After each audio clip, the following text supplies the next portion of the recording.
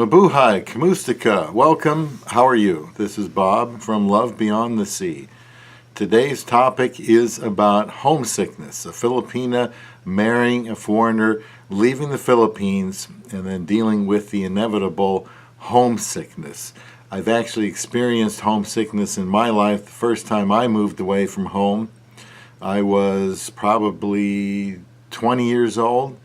And I moved about 400 miles away, which is about an 8-hour drive. And I felt like I was on the other side of the world.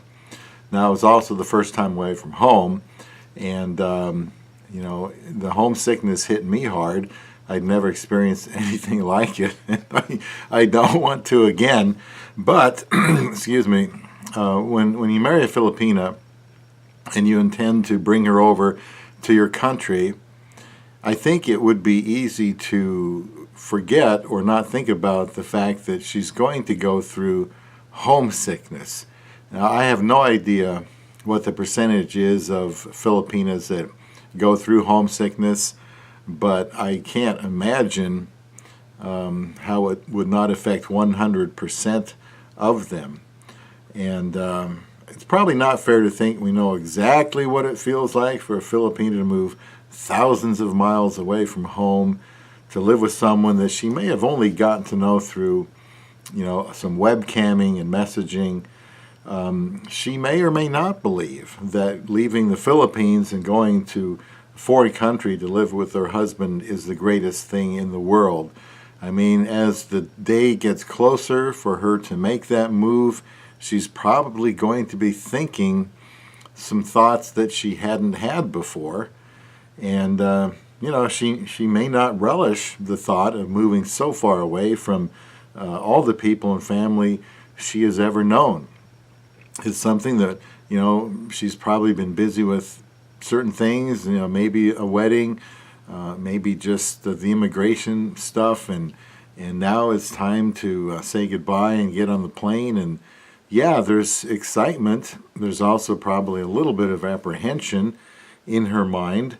And those are just some things she deals with. But, homesickness is another thing. I was thinking the other day, even though the family bond is so very strong in many cases in the Philippines, that makes it difficult to move away. It's a good thing that they're so close. I had a Filipino tell me one time that we were just talking about the Bible, and we're talking about leaving and cleaving.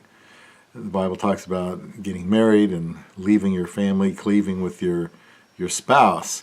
And he admitted that Filipinas are not so good at that. And it's in the culture that they're leaving and going overseas. But it's hard. And it's hard because of the strong family bond that we value and cherish so much. That makes it hard to leave. Now,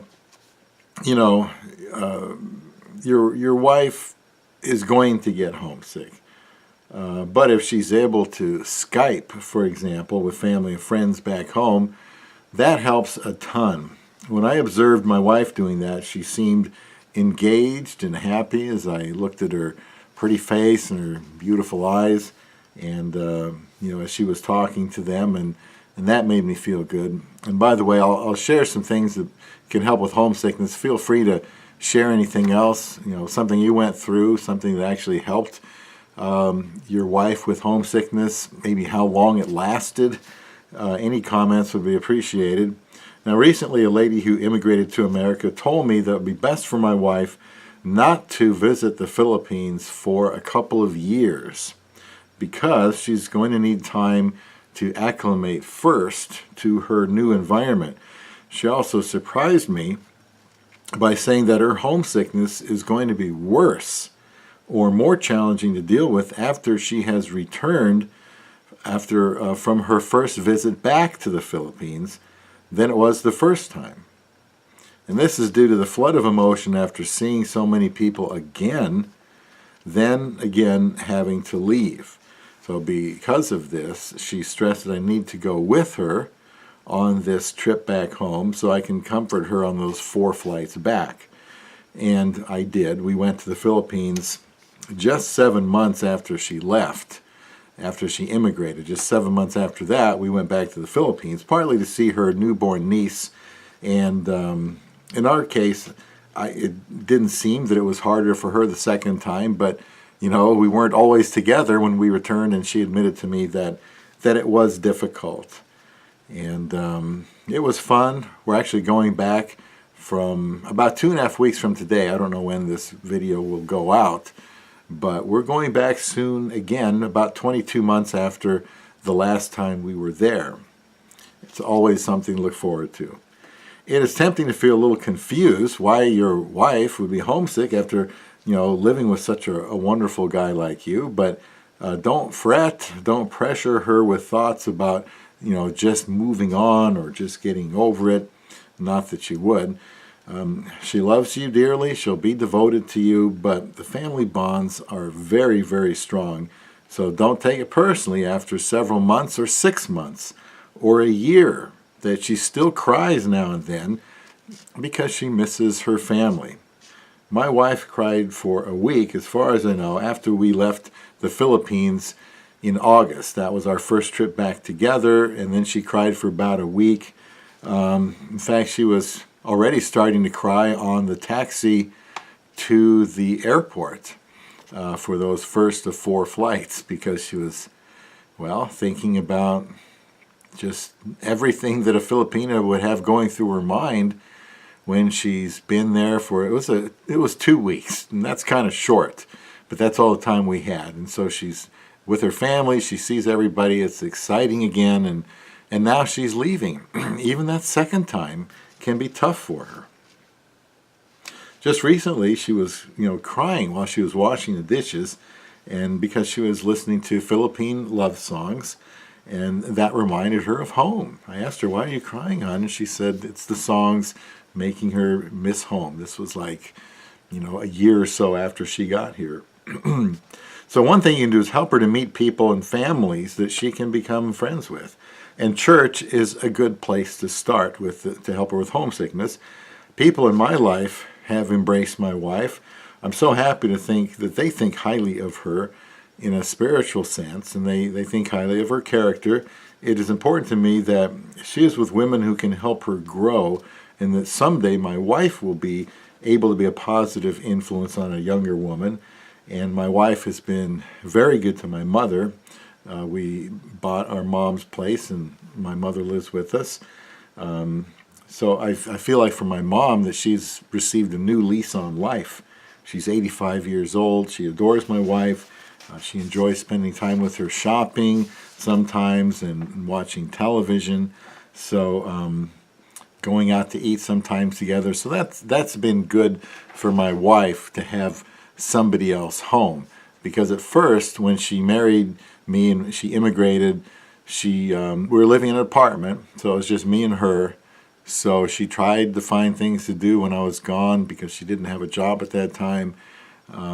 Watched a lot of TV, probably a lot of Facebook. The Facebook is good, as I said earlier, to connect with home, but by the same token, it can also help her to miss that home too if she's not busy doing other things. It's important to keep her busy. So it's good to pray for her to find fulfilling and satisfying activity. This may or may not be work, employment. She needs people to befriend her and show her love, and that's where your church should come in. You might be surprised how much they make your Filipino wife feel at home. A younger lady at church organized what they call the welcome shower for my wife.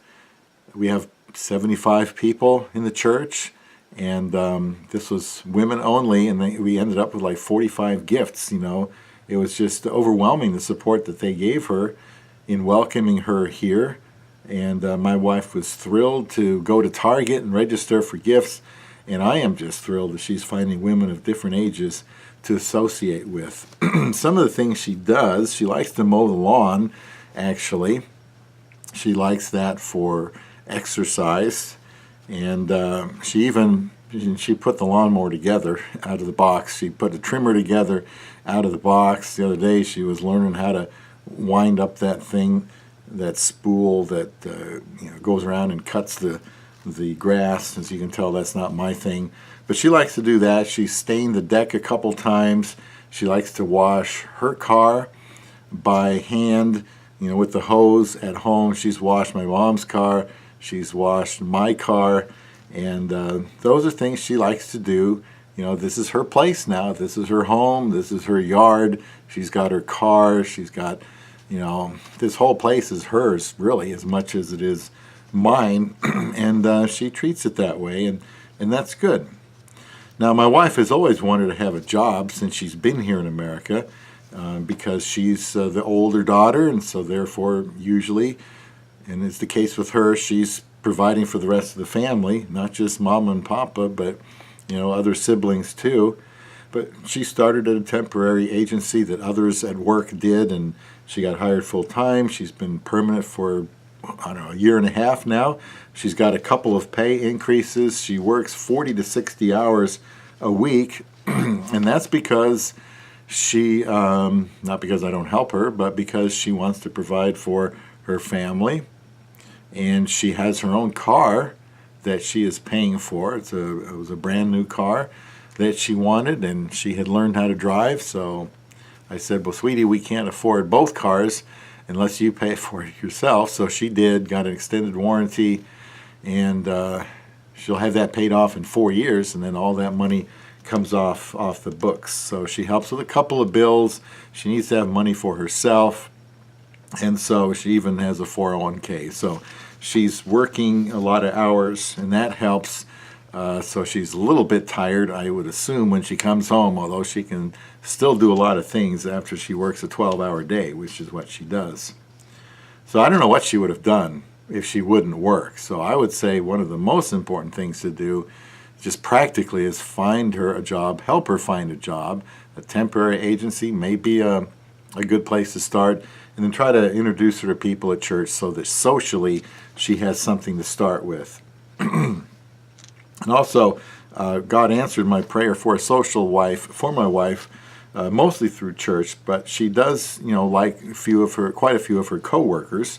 And I already told her that after she'd been here 7 weeks, she had more friends than I had.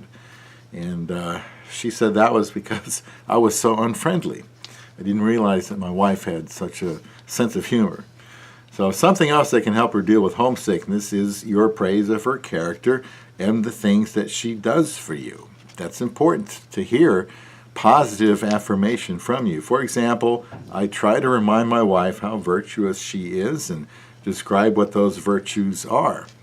Her quality housekeeping without complaining, since she believes this is her responsibility, and I do help sometimes. I tell her how nice our house looks and the yard when she cuts it. And since she's been starting to nest here, she's really taking good care of this, makes it like a home, definitely like a home. She loves children. She cooks our meals.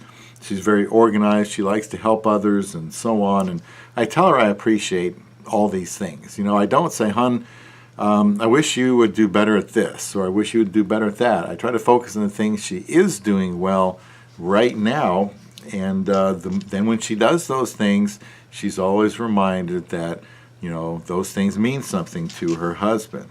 Now, she might do this on her own, but another thing I did was play Tagalog love songs on our computer and let it roll for a couple hours. And most of the time, this doesn't make her cry and miss home. I like those songs too. And if she likes them, I want to learn to like them too. Let her know if it's possible, that she can fly back to the Philippines when she needs to, and if something comes up back home. If you live in California, it's probably one flight, perhaps. Other places in the country, like me, it might be 4 flights to get there. But hopefully that's something that you're able to tell her that she can do. That she's not going to be not seeing her family for the rest of her life. And hopefully that's something that she really can do, visit, now and then, go back to the Philippines. A lot of Filipinos I know go back every 2 to 3 years, just something I've gathered. Now, my wife spends considerable time on Facebook communicating with friends and family, and just by looking at videos of funny things, and they have some doozies in the Philippines, I'm sure I would do the same thing if the roles were reversed. I didn't comment much early on all the time she spent on Facebook because I know this was one way that she coped with homesickness. She used to comment to others how she missed home so much, but then said, the Bible says I must be with my husband, and sometimes she'll say, and submit to him. So she is a fairly submissive wife. I know this is hard for women to do, especially with husbands that are not perfect. But I think she understands her role, and we're both learning to be dedicated to our role as a husband and wife. So she even says to strangers, I need to be with my husband, and she's just so precious to me. I often marvel how my wife could decide so soon to marry me. She must have at least known that eventually she would be flying to the other side of the world without any idea when or if she would return to the Philippines. This amazing act of devotion makes me continually want to treat her well and put her first. About all I want to do is make her happy, build her self-esteem, help her with relationships that I know she needs, give her a better life, a lot of love, help her prepare for the future. I love my wife very much, and it seems to me that not 15 seconds goes by and she's not on my mind. I think no matter what I'm doing, she's always there in the front of my mind or the back of my mind, but she's always in my thoughts. So, I would never, I don't think in a million years, do what she's done and leave everything and everyone to go to the other side of the world and be with a stranger. I just don't think I could do that.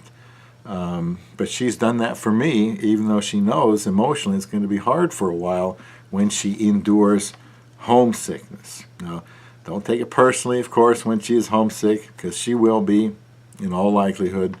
It may last a while. All you can do is pray for her and help her as much as you can, but this is something that will just have to work its way through. Don't try to force the issue. Don't remind her how great things are here in your country, or how it's so good to leave some of the more negative aspects of the Philippines, the poverty or the pollution or the governmental corruption.